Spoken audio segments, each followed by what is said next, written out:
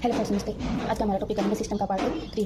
कल हमने देखा था सहवाची संख्या कौन सी होती है, युग्म संख्या कौन सी होती है, और आज हम पढ़ेंगे परिमेय संख्याओं के अंदर सम संख्याएं, विषम संख्याएं और धनात्मक और ऋणात्मक संख्याएं। इसमें पार्ट 3 में पढ़ेंगे परिमेय संख्या कौन सी होती है। इसमें और हर एग्जाम में पूछ रही है ना डायरेक्ट परिमेय संख्या कौन सी होती है, धनात्मक कौन सा है, या परिमेय संख्या दे देते हैं और फिर 4-5 ऑप्शन दे देते हैं। तो जैसे फर्स्ट ग्रेड में हर बार ये पूछ रहे हैं परिमेय संख्या कौन सी है, जीरो दे दिया, जीरो क्या है, परिमेय है क्या, परिमेय धनात्मक है, ऋणात्मक है। उस तरह से परिमेय संख्या जिसमें एक पूर्णांक का दूसरे पूर्णांक में भाग देने पर जो उत्तम प्राप्त होता है, इसमें जीरो को छोड़ देते हैं और वो क्या होती है, परिमेय संख्या होती है। जो भी प्राप्त हो ये पूर्णांक जैसे 1 2 3 4 5 6 7 और बटे वाली संख्या भी सारी क्या होती है, परिमेय संख्या होती है। इसमें परिमेय दो टाइप का होता है, धनात्मक परिमेय भी होता है और ऋणात्मक परिमेय होता है। धनात्मक परिमेय होता है जिसमें पूर्णांक वो प्लस के होने चाहिए और माइनस के, ये नहीं है। ये मान लो 1/2 दिया तो एक ये माइनस का हो गया, एक प्लस का हो गया, तो ये क्या है, ये धनात्मक नहीं, ये ऋणात्मक हो जाएगी। ये क्या होगी, जैसे ये दोनों प्लस के है तो ये धनात्मक परिमेय होगी। और ऋणात्मक परिमेय कौन सी होगी, जिसमें दोनों निशान है वो एक जैसे ना होकर अलग अलग हो, जैसे एक प्लस का हो, एक माइनस का हो, तो वो दोनों क्या है, ऋणात्मक परिमेय।